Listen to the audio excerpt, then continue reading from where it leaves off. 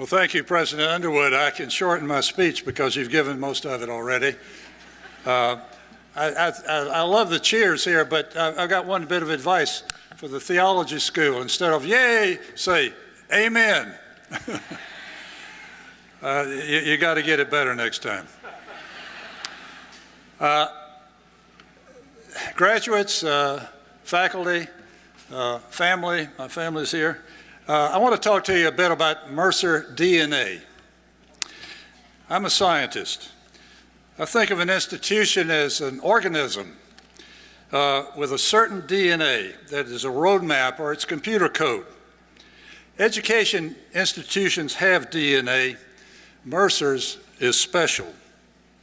But first, what's the value of education? Some say it's worth a great deal if measured by the income you'll obtain or your social status. But there's much more to education.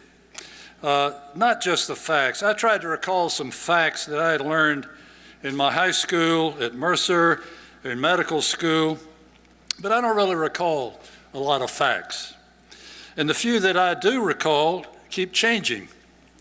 In this information-driven world, is it necessary to learn anything or simply where to look it up?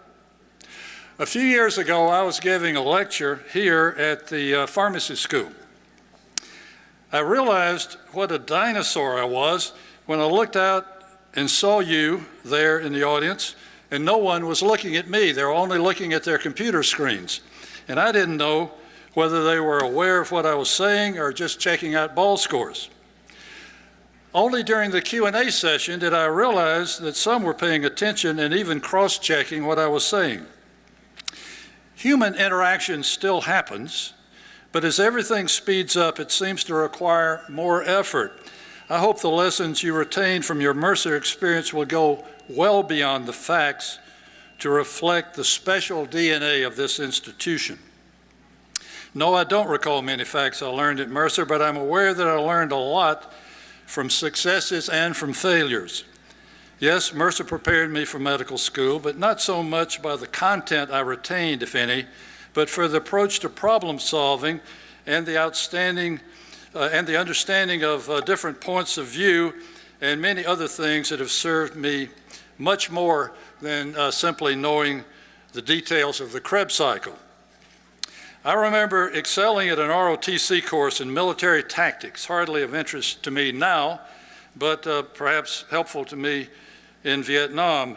The real lessons I learned there and from many subsequent experiences are about human behavior when things are not going so well.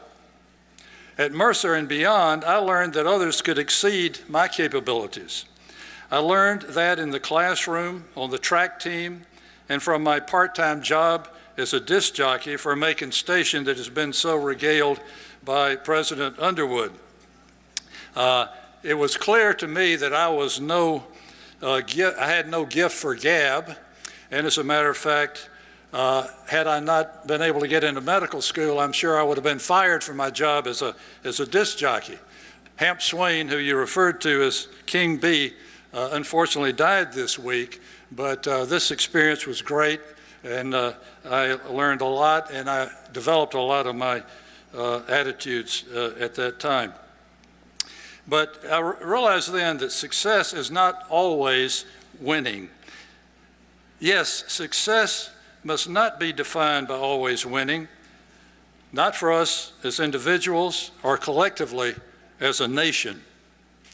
Most of my success in medicine have come from a willingness to work with others, and when successful, with others who may overshadow me.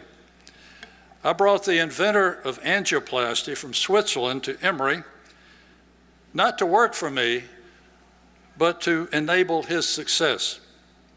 That decision was likely pivotal in enabling me to become president of the organizations that have been mentioned, and to launch the journal that you've talked about, and to be able to lecture and teach in most of the countries of the world. Each of these things were a product of collaborating with people who were the best people and in helping them to enable us to succeed. I tell everyone that I'm a proud Mercerian. No, I didn't go to Harvard, but I hired a lot of people who did. In the future, this will be different. You will be saying, some will be saying, I didn't go to Mercer, but I hired a lot of people who did. Most of you are being granted professional degrees. Your careers will be well served by your education at Mercer. This university has evolved from a fine college with a law school into a major institution that is among the most comprehensive in the country. As steeped as I am in the DNA of the Mercer campus in Macon, where I graduated, and as proud as I am for the superb student body's athletic, artistic, and academic achievements, I have been an Atlantan for the last 50 or more years, and the graduates of this campus have influenced me greatly. When I was president of the St. Joseph's Heart and Vascular Institute, the highly competent administrator of that institution was a Mercer Business School graduate. A colleague who supported me with my journal was also the assistant to the director of the FDA and a Mercer pharmacy graduate. As a Duke employee, she took great pleasure in celebrating with me the Mercer victory over Duke in basketball. An outstanding scientist and Mercer Pharmacy School professor was my collaborator on research on blood coagulation.